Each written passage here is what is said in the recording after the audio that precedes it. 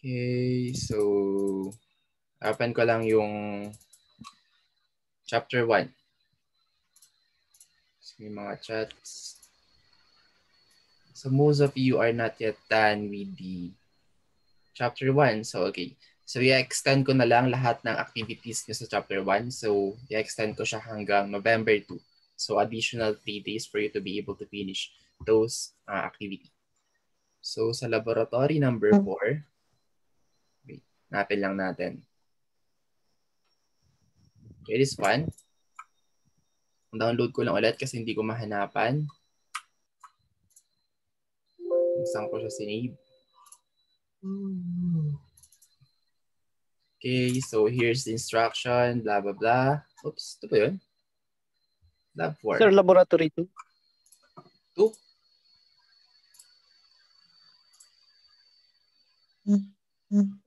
Hindi, ito yan. Yung mapping the internet, sir. Ito. That's part 4. Yes, sir. Alright, so wait lang. Okay. So ito yung instruction. Tapos ito yung link para sa visual route. So open nyo lang to. And then this will lead you to this website. So wait lang. Medyo mabagal yung internet. Alright, so as you can see right here, so supposedly it will ask you, or it is really asking you to download the light version, not the full version, okay? So bago nyo i-download to, okay, kung Windows man, ito yung download nyo, or kung Mac ka man, ito yung download mo. So bago mo i-download to, you have to download the latest Java, okay, or the latest GRE here. Kasi kapag ito, I think ang nadadownload or na-install nyo dito na Java is yung old version, kaya nagkakaroon ng complication. So you should download this one instead. Okay. So pagka-click nyo dito, it will lead you to another website. So you have 3 options. So Windows Online, Windows Offline, and then Windows Offline for 64-bit. So sa akin naman, since may internet naman ako, so what I chose is this one, Windows Online.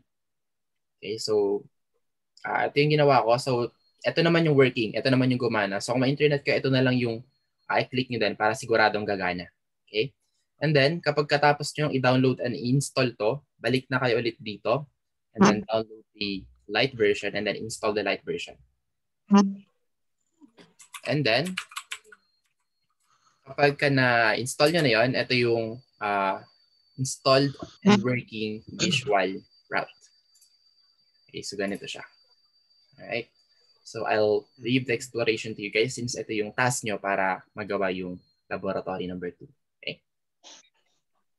So yun lang naman. So you tried that one, Mr. Sino yun? Mr. Bisanya ba? Yung nagkakaroon ng problema. Yes sir, same lang po. So parang ano sir, itatry mo ay try ko na lang yung tatlong Java na yun, yung Ito. Oo. Or kahit ito lang. Kung meron namang internet, yung Windows Online. yung offline lang kasi yung dinownload, trinay kong ano eh. So how did it go? Hindi gumana? Sir, nung una kasi download ko muna yung yung software. Dito. It requires yung latest na po. Tapos pumunta ako diyan sa link ng Java. And then dinownload ko yung offline. Then trinay ko ulit yung ayaw pa rin. Tapos dinelete ko ulit yung software. I-uninstall mo yung install ko yung Java. Uninstall niyo yung old na Java kasi ganun din yata yung ginawa ni Mr. Kagiwa. Yes sir, nirecord din nung Java. Pina-uninstall din yung mga old versions. Tapos nung trinay ko ulit, ayaw pa rin. So try ko na lang ulit yung online mamaya, sir. Try mo tong online kasi ito yung gumana sa akin eh. Hindi ko alam kung ano yung ginamit ni Mr. Kagiwa kagabi, pero Sir, yan. Yung Windows Offline, sir, kasi 32-bit ata yan. So this one is for 32 and then this one is for 64. Yes, sir. Kasi nasa visual route na note na 32-bit dapat yung gagamitin na Java. I see. Okay, so you may... Kaya remove ko yung yung isang version tapos Alright, Yun lang. okay. Iniwan ko yung 32-bit. Okay, so okay. Yung try mo na HD4 lang kasi kung saan dito yung working kasi depende pa pala sa required version ng Visual Root. And then depende rin yata sa version ng Windows natin. Okay, so sa akin kasi 64-bit and then di ko sure kung anong bit to, pero ito yung ginamit ko and then okay naman siya. Right, so any other queries or concern? Bago tayo mag-start.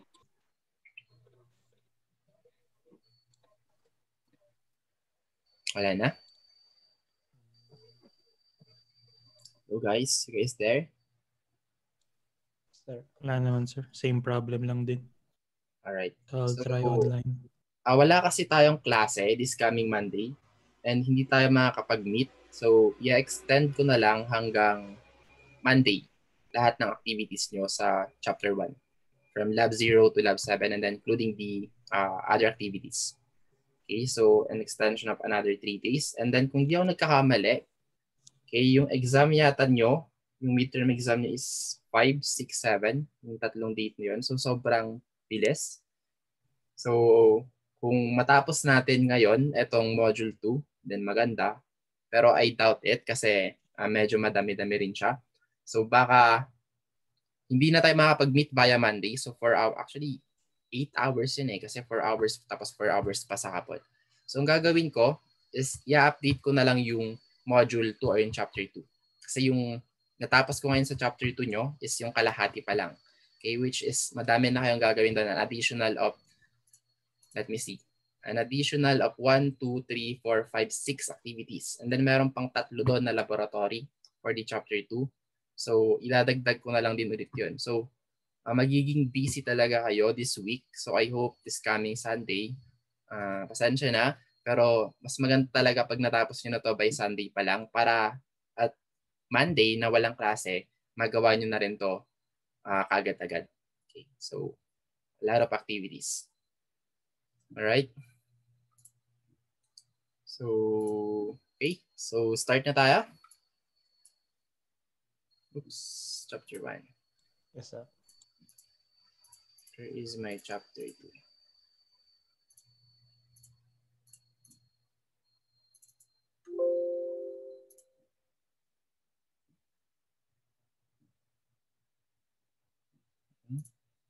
Hindi na mabaon changes. Anyway, ganito lang para mas kita natin. Kasi maximum. Alright, so for the chapter 2, same lang din to sa NetAcad pero may mga binawas ako. And then, ayun, may mga pinalitan lang ako. So, chapter 2 is everything becomes programmable. Okay? So, bago tayo mag-start, I would like you guys to answer this one. This one is just a knowledge check when it comes to the definition of or knowing about flowcharts. Okay? So, we have 5 questions and then, pipili lang kayo. Pero, of course, na-revise na sa Canvas kasi hindi naman ganito yung way of answering this one in Canvas. So is the sensor checking for an open or a closed store? So may option kayo close or open. Hanggang sa pinakahuli. Okay? So just base your answers in this flowchart. All right? So moving on, we have here another flowchart wherein, of course, we have here the process. And then as you can see, we have here a diamond. So pag nakita kayo ng diamond, this one is a decision. Okay? Or mostly a question. And then kapag may question, of course, there's an output. Merong mostly 2 or 3. Pero mostly 2 na naman. So pwedeng yes, pwedeng no. And then each of those path, there is another process or it could be another question. Okay. So in here, is there a bulb? So if there is no bulb, then you need to install a new bulb. And kapag meron ka ng bulb, is the bulb burn out? So as you can see, 2 questions in series. And then, so another 2 results, of course, since after a question or after a decision diagram. So meron tayong no and then yes again. So if it's yes, replace the bulb and then another question. And if it's no, no power and then check the breaker. And so on and so forth. Okay. So in here, I would like you guys to recall your knowledge or the things that you know about flowcharts. So hindi ito yung pinaka-official way of doing a flowchart. Meron talaga tayong bilog dito wherein doon ilalagay yung start.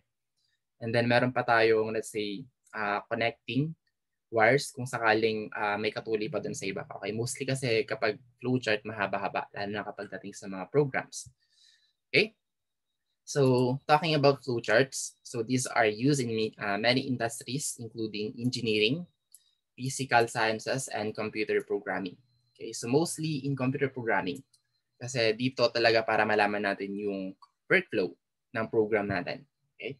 So where a complete understanding of processes or workflows is required. So this one illustrates how a process should work, should not require complex. So this is very important. Hindi mo kailangan ng complex at saka mga complicated na terminologies or mga technical terminology, okay, or symbols. So a flowchart should be easy to understand without having to be an expertise in that chosen field. So mostly kasi pag may flowchart, binibigay natin to sa mga customers natin or sa mga tao na gusto natin, let's say, ipaliwanag yung program natin kung paano magumagana tong system na to, and so on and so forth. So dapat in layman's term siya, na in a way na maiintindihan nila kaagad, okay, ganito pala. Okay? So yun sa mga pinaka-requirements ng flowcharts. Kapag sobrang complicated ng flowchart, hindi ko na siya babasahin, hindi ko na siya titingnan kasi nga mas naguguluhan pa ako. So babasahin ko na lang kung ano ba talaga tong function nito, ano ba talagang process nito, and so on and so forth. So dapat sobrang dali. Okay? Like pang grade 1 or pang grade 2. Pag tingin ko pa lang in 5 seconds, dapat alam mo na ganun yung flow ng flowchart mo. Okay? So in programming, it is common for programmers to create a first draft of a program in no specific programming language. So these language-independent programs are focused on the logic rather than the syntax, are often called algorithms. So a flowchart is a common way to represent algorithm. Like an example of flowchart is shown in the figure on this slide 3. This one. Okay. So ito actually medyo magulo pa siya kasi maybe in a draft piece pa lang siya. Pero if possible, i-finalize natin or i-make it more simpler kung may way pa para mas maging simple ang flowchart natin. Okay? Kung hindi naman kailangan tong process na to, then you can just remove it. Kung hindi naman kailangan tong decision making na to, then you can just remove it. Okay? So next one is system software, application software, and then computer languages. Okay? So there are two common types of computer software. That is the system software and then the application software. So application software, very straightforward. Ito yung mga application na ginagamit natin, okay, to our computer. Google Chrome, Packet Tracer, AutoCAD, ano pa ba, or any application that we use. Okay, so that one or that program is created to accomplish a certain task or collection of tasks. Like for example, like I mentioned a while ago, Cisco Packet Tracer, wherein you can simulate a certain program. Okay? And then for the system software, so ito na yung pinaka-key points nyo. Kapag sinabi nating system, more on connected na siya on how our hardware works. So ito na yung nakikipag-communicate doon sa hardware natin. So papahapyawan ko lang kay lahat dito. Hindi ko talaga in detail. Okay? Kasi I think alam nyo naman na to. Okay? Just a recall or just a recap for this one. So system software is the one communicating with the hardware, okay, or actually communicating with both application and then the hardware. Okay, so it is a system software that controls the computer hardware and allows the application programs to function. So parang ito yung middleman natin. Okay, and then of course, system software and application software are created using a programming language. So yung Windows natin is from Linux based. Yung Apple is from yung ano man yung code nila doon, yung Mac. Okay? And then etc. Okay? So lahat-lahat ng yan, mga software na yan, came from a programming language. So it is created by a certain language or a certain person who construct with the usage of this language. Okay? So a programming language is a formal language designed to create a certain program. Okay, that communicates instructions to computer hardware and to our application software. So these programs implement algorithms which are self-contained, step-by-step sets of operations to be performed. So some programming language are being compiled. So yun yung mga china-check niya muna from top to bottom. Okay, so ito yung mga mostly matagal mag-run. So pagka-click mo, matagal pa siyang mag-run kasi i-compile mo pa. Meron yung ibang program na kailangan mo pang i-compile separately bago mo ma-run. Oops. Yan, wala. Okay, so may mga ganong program. Like for example, C++. Okay, that is a compiled computer language. So actually, ito yung pinaka-safe or pinaka-the best. Kaso nga lang, mas mabagal yung process. Kasi you have to check or the system itself is checking everything bago niya i-run yung program. Like making sure that nothing is wrong with the program. And then the opposite of this one is the interpret instruction language. So may mga familiar na ba sa inyo when we say instruction or interpret language? So for sure, alam niyo yung compiled kasi for very sure, nagawa niyo na rin yan or nangyari na rin yan sa inyo kapag gumagawa ka ng program, kino-compile niyo muna bago niyo i-run. But how about interpret and instruction language? Any idea? None, sir. All right. So when we say interpreted, so ito yung isa-isa. Okay? When we say interpreted, parang isa-isa or line by line niya ina-execute. So hindi niya na kino-compile, isa-isa niyang chine-check. So kapag walang error, na-execute niya na maigi itong line, then susunod siya sa another line. Okay? Kapag walang error, susunod siya ulit sa another line. Kapag nagkaroon na ng error dito, kung ano lang yung na-run niya, hanggang doon lang siya. So hindi niya na may ira-run yung mga susunod pa sa baba. So okay din to, okay, kasi mas mabilis. Kaso nga lang, hindi siya safer or mas prone siya sa error. Okay? So we call that one interpreted programming language. So one example of that one is a Python.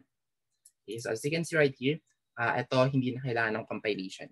So this one is being executed line by line. So kung saan man may error dyan, then dun siya magkakaroon or magpa-prompt ng error. So pwedeng tumakbo siya for 5 seconds and then after 5 seconds, magka-crash na siya kasi nga may error na. Okay? So moving on, so programming variables. So alam niyo na rin to. Lagi naman tayong gumagamit ng variables when it comes to programming. So a variable is where we can store, like imagine this one as a dynamic bucket. Okay, where we can store all or it can hold phrases, numbers, or other important information that can be used in coding. So para saan ba tong variables na to? So again, para hindi na tayo paulit-ulit, okay? Hindi mo na i-declare lahat na, okay, ito yung value na ito, ito yung value, ito yung value. Okay, let's say meron kang 100 na gano'n na same values. So hassle yon. Okay, copy-paste, copy-paste. So you can just use instead a variable. So instead of repeating specific values in numerous places throughout the code, a variable can be used. Okay. So for instance, x plus y is equal to c is an example of a programming expression. So in this expression, x, y, and z are variables which can represent characters or even numbers, okay? Even character strings, numeric values, or even a memory addresses. Okay. So mostly, a variable refers to a value, but sometimes it also refers or represent a memory location. So mostly, ito yung gamit natin para sa variable. Laging may value yan, laging may laman. It holds a certain value. Pero in some cases, it can also represent as a memory location. Okay? Wherein in here, a is equal to 10. Ito yung value ng variable a natin. But in here, the location is 10. Okay? Represents a value 10 is stored in some location of the computer memory. Okay? And then, knowing a variable, meron tayong two types or two categories when it comes to variable. We have the local variable and then the global variables. So when we say local variables, it is within the scope only or within the function or within a certain procedure or process. Okay, so limited siya, mas maliit siya ng konti. Unlike global variables can be accessed anywhere or everywhere or throughout the entire program. Okay, so variables allow programmers to quickly create a wide range of simple or complex programs which tell the computer to behave in predefined fashion. Okay. So, not much naman dito. Just, again, an introduction about variables. All right. So, let's talk about basic programming structures. So, again, I think alam niyo na rin to. Kabisado nyo na to when it comes to structures. So, people impart logic to computers through programs. So, using specific logic structures, a programmer can prepare a computer to make decisions. the most common logic structures are, so we have 3, if, then, for loops, and then while loops. So ito na yung mostly ginagamit when it comes to sensors. So as you can see, we could see that that AI is thinking if that one is programmed appropriately according to that situation or according to that scenario. So alam nyo na to, probably, or most of you already know this one. But we have if then. So this one is basing on the result of an expression. So if the result is like this, then it will do this one. If the result is like this, and then it will do this one. So depende kung ano yung magiging result dun sa initial computation or dun sa initial condition natin. Okay? And then for loops, so mostly ginagawa to, yun nga, for loopings. Okay, let's say you want to execute this program repetitively for, let's say, 100 times, starting from 1 to 100. So you can use for loops. Okay, so we have here, so mamaya na lang. Tapos yung pala muna sa while loop. So while loop is magra-run siya until or hanggat yung condition natin is true. Okay, so we have here a we have here a specific example when it comes to if then, example for loop, and then example for while loop. So this one is created from Python language, and then Python also. Okay. So as you can see, if value is greater than value 2, so nakadepende siya sa result, then print on the screen value 1 is greater than value 2. But if value 2 is greater than value 1, then it will do nothing since wala naman naka-indicate. But in here, since value 1 is value 2, which is true, okay, then it will do this, or it will execute this line or process. And then for the for loops, okay, we have here starting from 0 up to the 100 or less than 100, let's say 99. And then it is incrementing by 1. So of course, print on the screen counter is equal to, and then nag-increment siya by 1. So starting from 1 hanggang sa ma-reach na yung 99. So this will loop 99 times. 99 ba? 1 to 99. Anyway, so 99 or 100 or 98. So nandun lang yan. So, and then lastly is while. So while this statement or condition is true, then it will keep on executing or processing this one. So as you can see right here, I think this will execute 10 times. While value is less than 10, so nag-start tayo sa 1. Okay, so of course this will loop.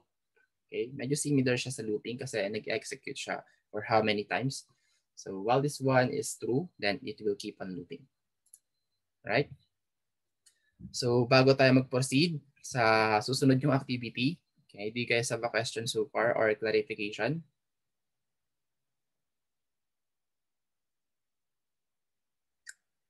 Question? Or am I being too fast? Right, so I think in the chat. Answer. Okay, so sabi lang kayo pag masyado ako mabilis. Okay, kasi the reason why I'm, kung bakit ko dinadalian is I know that some of us or most of us, hindi pa kumakain ng tanghalian. Okay, so I hope matapos natin to at exactly 1 o'clock or 1:30 maximum para naman on time pa rin yung pagkain nyo. Kung sakali naman gutom na kayo, so okay lang naman. Okay, you can eat while listening, so no problem. Alright, so moving on. So here's your first short activity with this chapter. So programming language concepts. So you can just check this one on the canvas. Okay, so nakalagay naman na siya doon. Yun nga lang, hindi pa siya naka-publish. So mamaya ko pa ipapublish after ng discussion natin. So this one, short activity, knowledge check. Oops, ito pala yung una. Pangalawa na pala to, sorry. Pangalawa na tong programming language concept. Ito. Alright, so moving on, we have here your laboratory number 8. Alright, so listen carefully. Ito yung medyo kung lang naman. Kailangan ng critical thinking. Okay, depende sa magiging result sa inyo. So ito yung instruction ng laboratory number 8 nyo. Okay, so pakita ko lang sa canvas natin. Okay, so after nung short activity na after nung short activity na binigay ko kanina, programming language and concepts, you're going to have your laboratory number 8. creating a process flowchart or create a process flowchart. So here's the instruction. So the objectives of this one is to recognize symbols used in flowchart and list logical processes to solve a problem. Sobrang importante nito, okay? Recognizing symbols. Okay, so ito yung mga some of the symbols that you can use. Actually, marami pa. Maybe more than 50 of the symbols. Pero ito yung mga mostly na ginagamit. Okay. And then second is draw the flowchart to illustrate the problem solving process.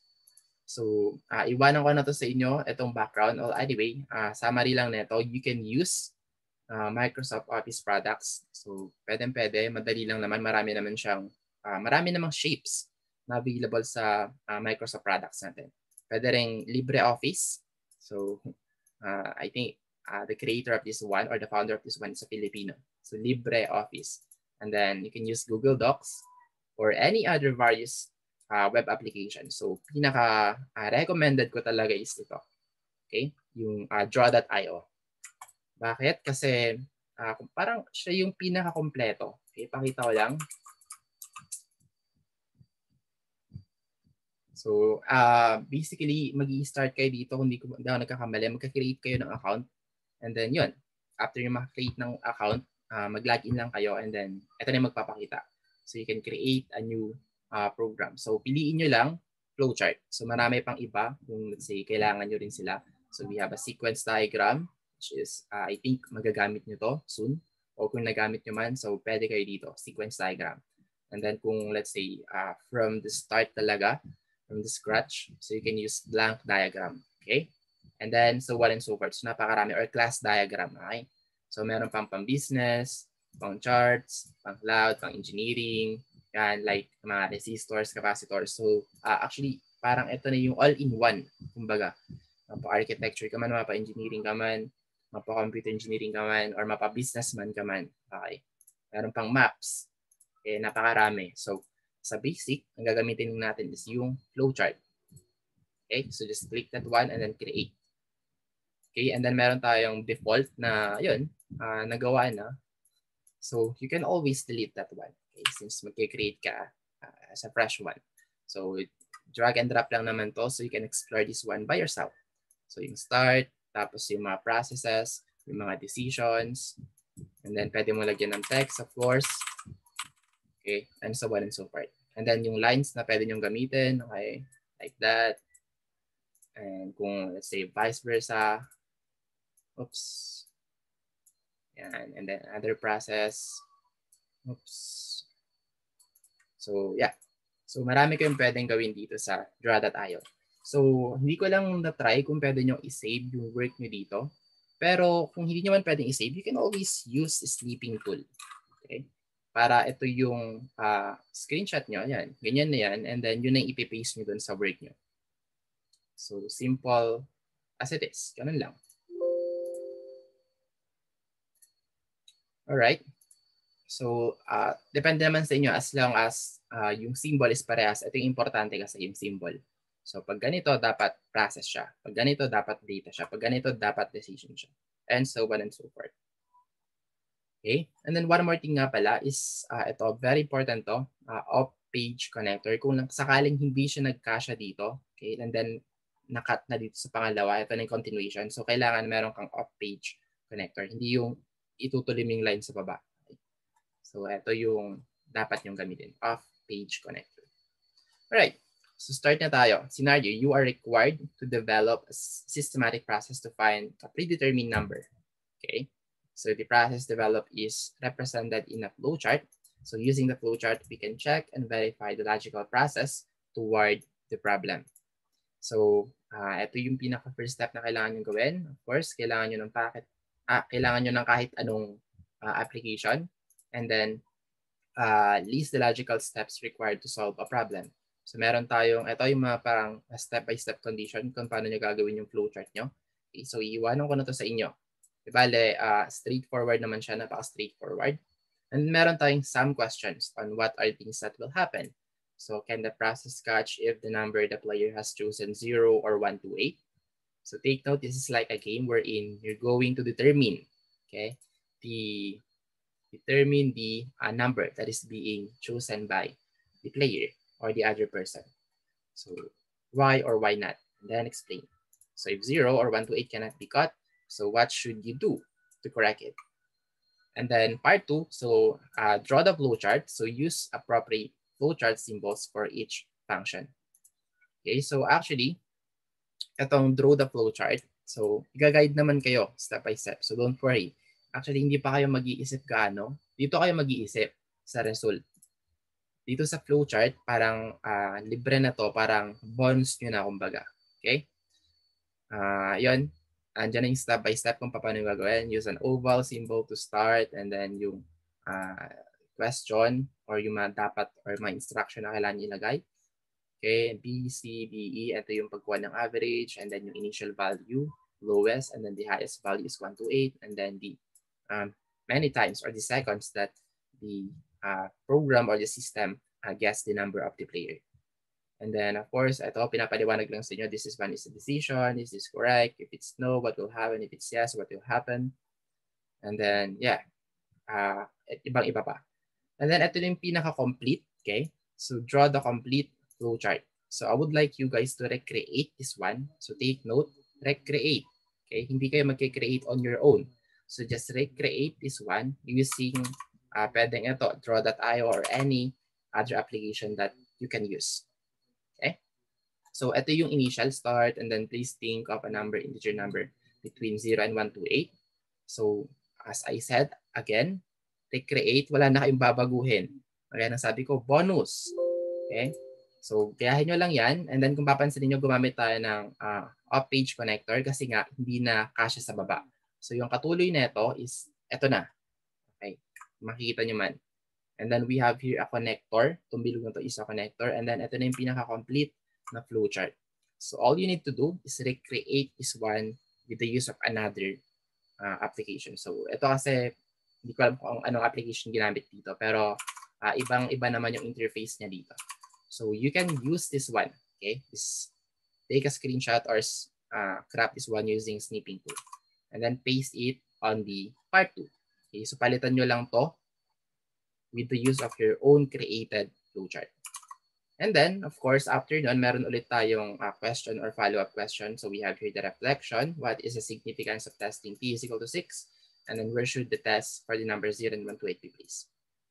So yeah. Yan yung mga sasagutan nyo. So we have a total of 4 questions or 4 opinionated questions depending on the result of your system or depende kung ano yung pagkakaintindi nyo. Okay. So 1, 2, 3, 4 and then recreating this complete flowchart. Alright, so hanggang dun lang muna. Okay, since ang malitirang oras na lang is 1 minute. So we will continue the rest. Okay, ito yung dito sa slides natin sa part 2. Right? So for now, goodbye muna and then wait 5 to 7 minutes. Sige, sir. All right. Bye. Right, so I'll end this now since ko-convert ko pa naman siya. Yes, sir.